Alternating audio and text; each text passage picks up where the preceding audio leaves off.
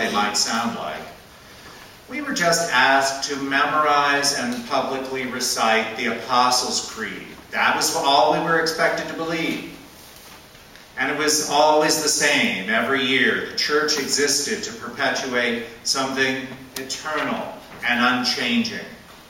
Of course, part of the Apostles' Creed went, I believe in the Holy Spirit and the Holy Catholic Church. And then there'd be a double asterisk by the word Catholic. And at the bottom of the page, by those asterisks, in italics, was the word Universal. The hymnal was kind of saying, so let's be clear, we're not Catholics, we're universal. The definition of important words can change over time. Everything changes over time. And it's one of my favorite things about UU that one of our most beloved hymns includes those words, don't be afraid of some change.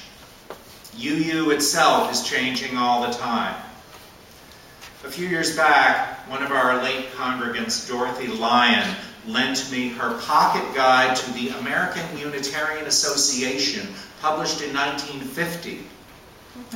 Listen to these words I copied out from the first page and see what changes you notice. These are from a speech by the president of the AUA, given in May 1949. Quote, as Unitarians, we stand for these things. We stand for religion against the rising tide of secularism in a world that has very largely accepted a materialistic, if not an atheistic philosophy. We stand for tolerance in a world that is increasingly dominated by sectarianism and bigotry. We stand for liberty in a world that has at many points surrendered to arbitrary authority. We stand for reason in a world that has succumbed to an alarming degree to blind emotionalism. We stand for individual responsibility in a world that puts its trust chiefly in mass movements and a regimenting state. We stand for the ethics of Jesus in a world that seems to have reverted to the ethics of the jungle. So, wow! This is what we mean when we say on the front of our hymnals that we have a living tradition, right? Because when something's alive, it doesn't stay the same. That speech had a little problem with atheism there, but we have lots of atheists here, even running the place. We do talk about the spiritual, but we're kind of okay with secularism too. In 1949, those principles included tolerance. Today, we go further and talk about acceptance. And there's a few things not in those principles. The inherent worth and dignity of every person. Any mention of justice, conscience, peace. And especially, nobody in 1949 was really thinking about the environment, about respect for the interdependent web of all existence, of which we are a part. Why did those principles change? Because as UUs, we keep asking, what gives our lives meaning? What is the future we want? What do we have to say to call that world into being? One of the first things that impressed me and Barbara when we started visiting UU churches was that things had changed from the churches we knew. Women seemed to be leading the services everywhere. People were rewriting the hymns to be more inclusive. And that bothered some people. Everything we try probably throws somebody off. It took a while, for example, for us to understand that making our bathrooms accessible to everyone was actually a spiritual practice. But what's great about Emerson and every UU church is how open they are to your truth and your dreams. And one thing people rarely talk about when they talk about dreams is dreams involve change. If nothing needs to change, your dream is already a reality. So whenever you dream, you are longing for things to evolve, and grow and blossom. Wow. So things and priorities really have changed a lot in the UU world in the last few decades. Some of the items that Brian just read really blew my mind when I saw them myself. I mean, really, especially the first one about standing for religion against the rising tide of secularism and atheistic philosophy. My. And just as the UUA changes, so the world changes, and so do we change. Sometimes we change in response to the outer world around us, and it requires a push from the inside out. In fact, UUs think about changing the world all the time, and we often do in our small ways, but we can really only accomplish that by pushing from the inside. We all know the great quote from Gandhi, "Be the change you want to see in the world." That very quote implies we can't have what we want unless we're willing to change. Then again, sometimes we're pushed to change from the inside because of a larger purpose or dream we have that drives and motivates us to grow. And sometimes the push is because we have to make sense of what is happening around us. How do we deal with change in our personal lives, in work life, in the larger world around us? We certainly are living in a time of great change in the world around us. Lord knows, much has changed since November 8th last year. And so much of it has us progressive UUs unsettled, disheartened, even scared. And what about when that change brings inner chaos and upheaval? Sometimes that upheaval can make us lose our bearings. It can create chaos on the inside. We might go through a period of uncertainty, some anxiety, or maybe even some depression. I've certainly felt those things at various times in response to change, and I have not been completely free of those since November 8th. Sometimes these changes, whether they're personal or global, can create larger suffering. Austrian psychiatrist and Holocaust survivor and author of the most amazing book, Man's Search for Meaning, Viktor Frankl, gives us a possible way out of our suffering when things seem unbearable. He says, in some ways, suffering ceases to be suffering at the moment it finds a meaning. So if there is difficult change about, perhaps we can find solace in finding meaning, in finding a bigger why. I've dealt with a lot of changes in the last 20 years since starting at Emerson. Some of them have been great and amazing, and others have been heartbreaking. I remember the chaos and heartbreak of 9/11. At the time, our children, Madeline and Olivia, were 5 and 2 years old.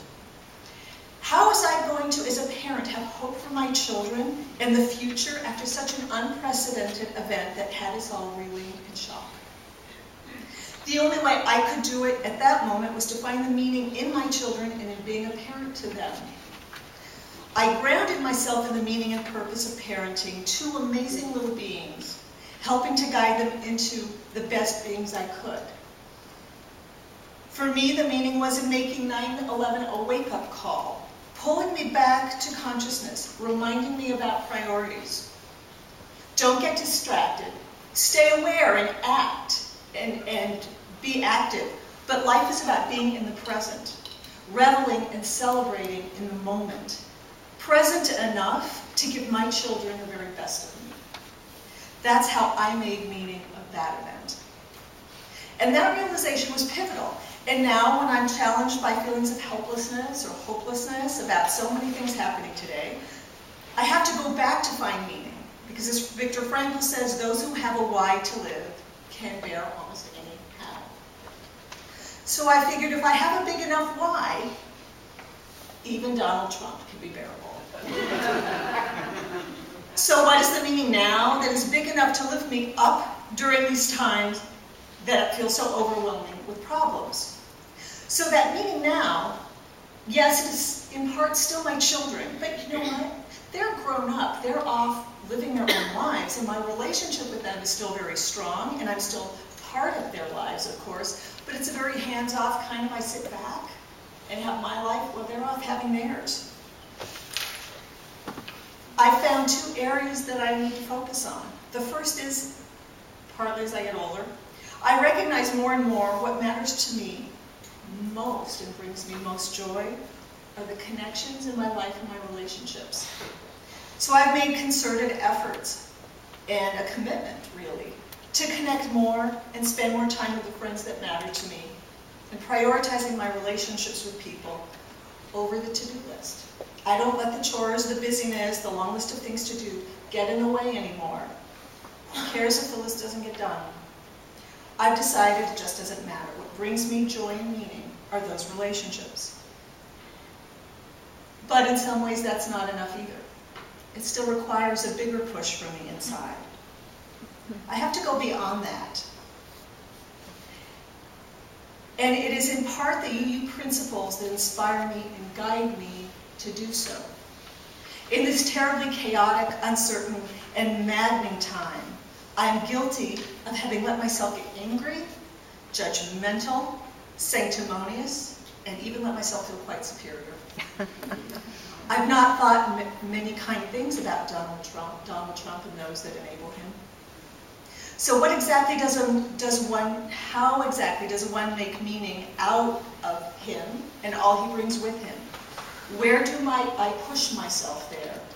What is the why there? Now, Barbara will talk more about our current president in a moment, but I'm going to take a moment to talk about a different president and change involved with that. Some of you may not know, I know some of you definitely know, but not everyone may know that there's been another presidential election recently, which did go very smoothly. No accusations of hacking, all candidates shaking hands afterwards. And it's part of a big change in our own Unitarian Universalist Association. The association has looked hard at whether it only knows how to promote people who look like people already in power. The president of our association resigned a few months back amid this controversy, and a team of 3 co-presidents graciously took the wheel for a few weeks. Meanwhile, a commission on institutional change has been established to examine how the UUA can alter habits of giving straight white men the benefit of every doubt, while asking people who don't look like me to jump through higher and higher hoops to accomplish anything. And excitingly, at our General Assembly in New Orleans last month, we chose a new president for the UUA. The Reverend Susan Frederick Gray is described in headlines as the first female president of our association. Technically, she's not the first, as she acknowledged in her acceptance speech, because one of those co-presidents I mentioned for a few weeks there was the Reverend Sophia Betancourt. But Susan Frederick Gray is the first female president elected in her own right. And as she is a minister from the Pacific Southwest District, who has served at our sister church in Phoenix, Arizona, who is known to many of our youth who camp at De Benneville Pines, she offers the hope of exciting new perspectives and new ways of doing things.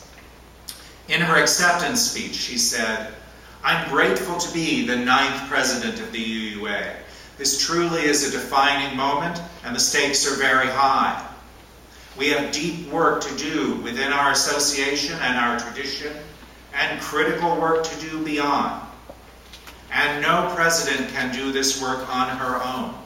Truly, the real change must be owned, pushed, and lived by all of us. It is not the president's job alone to move the change. We all have to own this institutional change.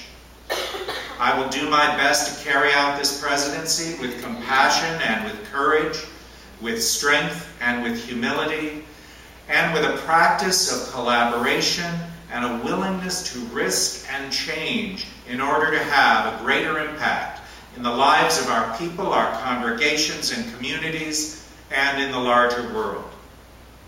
We have much work to do. I believe that we are up to it, and I look forward to working with you on this transformative path ahead."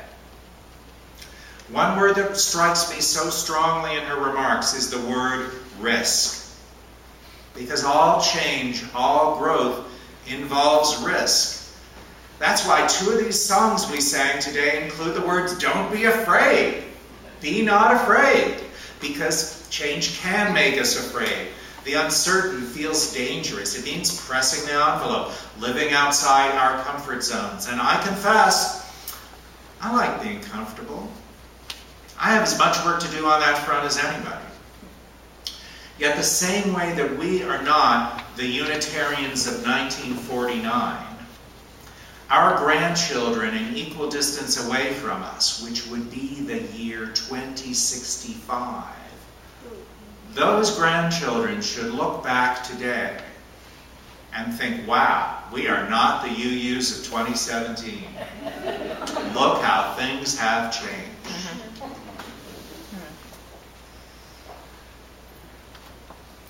So, change and meaning and Donald J. Trump. Well, that search for meaning, or the why, brings me back again to the first principle. It also brings me back to something Angela Mason, the mitigation specialist and defense victim outreach liaison, who spoke here 2 weeks ago on victims, mental health, murder, and the death penalty, said. She helped, for those of you who weren't here, she helps those defendants with their stories to help them avoid the death penalty and get life in prison instead. And she talked about how each one of them has this, each of them, murderers as well, each has their story. And as they each have their story, so does Donald Trump have a story in history.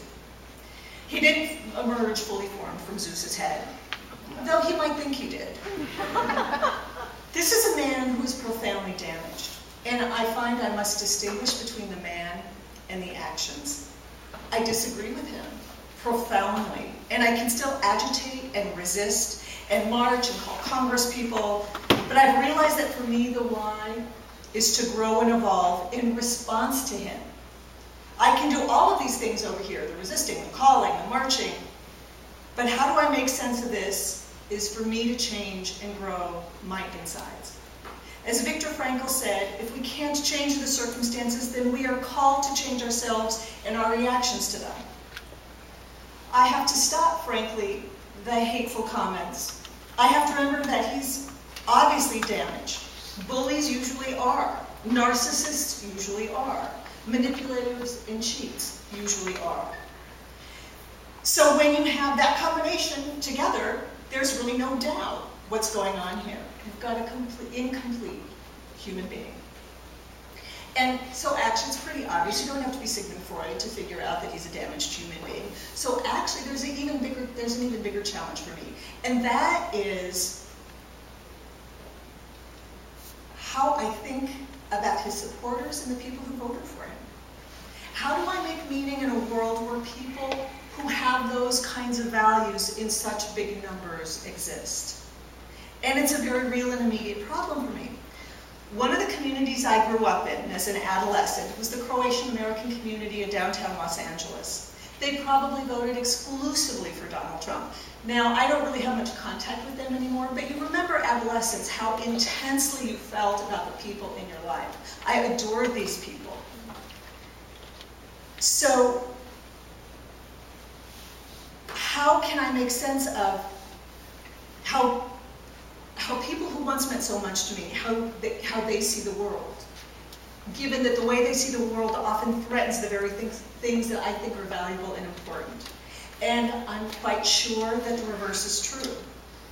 And then more immediately, we have family members whom we do see a lot, who I know voted for Donald Trump. And just for the record, it wasn't my side of the family.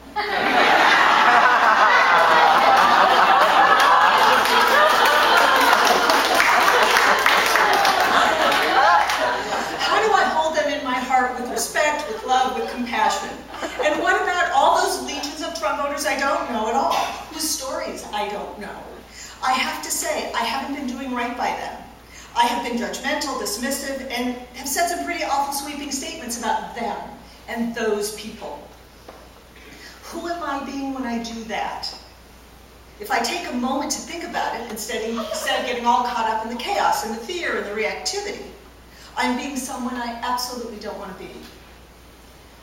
So for me, the answer is to challenge myself to grow from the inside, to expand my capacity for compassion, my desire to be and stay open-hearted, even when my impulse is to be close-hearted, judgmental, and unkind. I know that not everyone's going to agree with this, and I can only speak for the journey that I need to take. I know everyone else has their own personal journey. And it hasn't been easy. Some days it's a lot harder than others, particularly if I spend any time watching, Rachel Maddow or Samantha Bee or John Oliver. But it is the only thing that makes a difference for me. So I see my changing from the inside, growing, expanding, evolving as a human being is my big why. The meaning that will stop the internal chaos and the upset, kind of the suffering. So regardless of what goes on out there, maybe I can still win. Change is the constant in our lives. Even in this, our blessed community, there is change. Change that elates us, change that breaks our hearts. Let this blessed community be our constant companion through change. Blessed be. Now, the writer Delmore Schwartz said, "In dreams begin responsibilities." We're going to, in order to keep the service moving and punctual, we're going to pass on our last hymn, and instead our last hymn will be your dreams, as written on these cards that you wrote. There are many more of them, and they have a lot more to say than I expected. I've only barely glanced at them. This is an act of faith that we're going to share all here together as we read these. I'll do a few, and then we'll keep trading back and forth. Dreams. Division will unite in America. No condemning to hell by anyone. No one hesitates to help one another. No one hurts someone who helped them. Love before hate. Understanding before judgment. No more extremists at all. Peace to all beings. Emerson, to be an example to the community and the country and world what it means to live up to our 7 principles. My dream that all peoples of the world will enjoy healthy lives, have greater universal education available, and learn to love one another and our planet. Dump Trump. Finish my kitchen. More members for Emerson. Help guide my adult children. Our country under the leadership of a wise and reasonable woman. Publicly funded arts education, for real. Oil-free energy, public transportation, education that permits children and adults to reflect on their differences and contribute to the... On how their differences. Thank you. On how their differences contribute to the uniqueness of the world. Personal find, a project I can commit to which others are equally committed. Thank you. That people will stop just assuming you're straight so that you don't have to come out. That people will realize that we're all human beings, and regardless of our differences, we should all be treated that way. No more war. A world totally dependent on renewable energy, equitable, redistribute. It's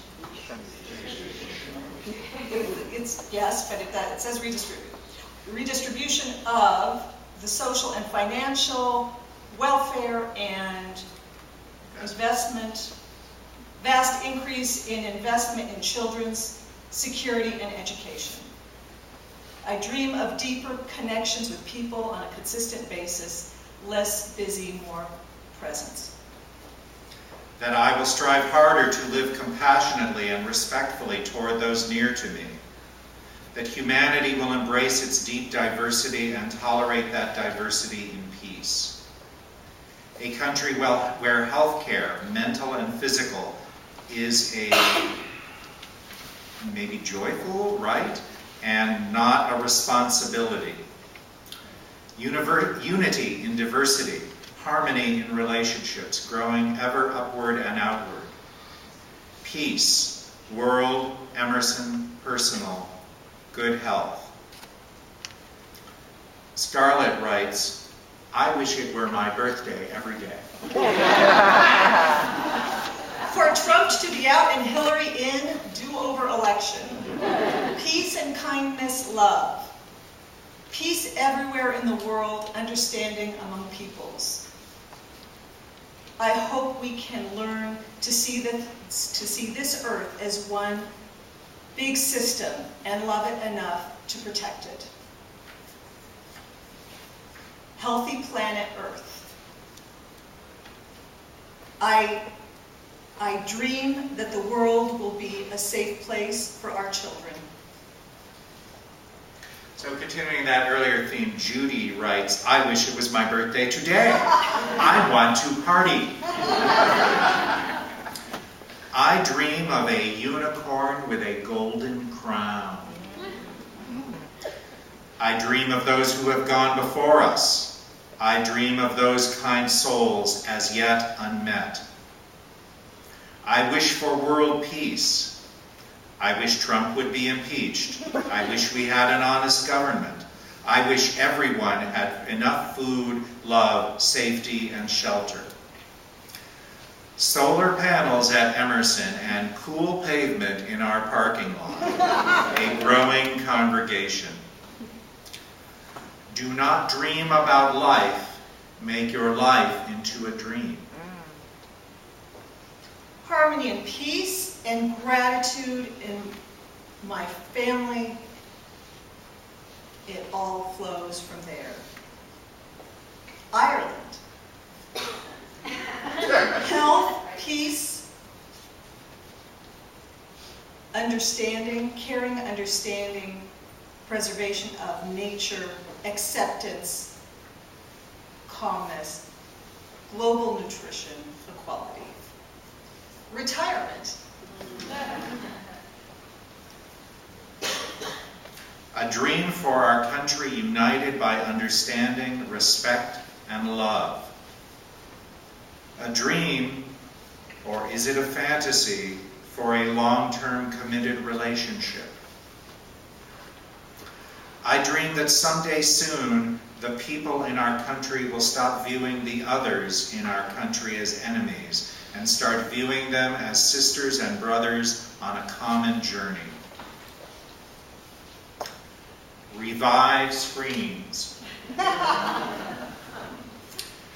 I dream for a lifetime of wonder and happiness for my daughter, for connectedness with others. Bring in more young people. I would like Emerson to reach out to the world to sponsor help with a congregation in Africa or Latin America's dream. I am inspired by the JAM group, but we need more members working on projects there. Contribute to clean air, water, and a green earth. For all of us to be less reactive and high-strung, a quality that I dislike in other people but find myself constantly exhibiting as well. For us all to come down, be tolerant, and stop taking things personally. And outreach of our elected officials to serve us all. Universal health care. My hope is for less anger in the world, more kindness, less judgment. The UU denomination grows. Donald Trump is impeached and sent to prison. The Republican Party never recovers from the fallout. Is this too much to ask? An end to hunger and homelessness. I dream that this world will be a better place for all people, learning in peace and harmony like only one family, peace for everybody. Finding out I have artistic abilities. I dream our church will be green with solar panels, fruit trees, shrubs, and flowers for the community inside this church and outside on the street. That our liberal, peaceful ideas will be accepted by more people I dream of paradise on earth. Imagine a governing system that works for all the people, more justice, pursuing your purpose in life and making a difference. May comfort and joy in simple living and spread of open-minded search for knowledge spread. Have a loving partner for the rest of my life. Healthy for the rest of life. Daughters to be happy. Go to college if they want. More people in our Emerson community and UU in general.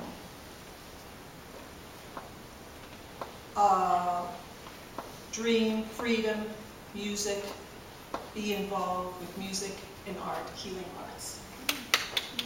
Last three cards. I want Unitarian Universalism and our congregation in particular to become more ethnically diverse and diverse in sexual orientation. I have a dream that people around the world will not have to fear violence from their own government or other agents within or without their own society. My dream is that all of the undocumented UUs find their way to us so we can continue to build our social justice army to bring forth dignity, acceptance, truth, democracy, peace, interdependence, and justice for all, once and for all. So the final words of that hymn that we're moving past are, wait and see, what a world there can be if we share, if we care, you and me. We'll think about all of these dreams we've shared as we hear our postlude. Hear and live with these words from all of us, this benediction. Go in peace. Go in love. Shalom. Salam. Blessed be. Namaste. Alleluia.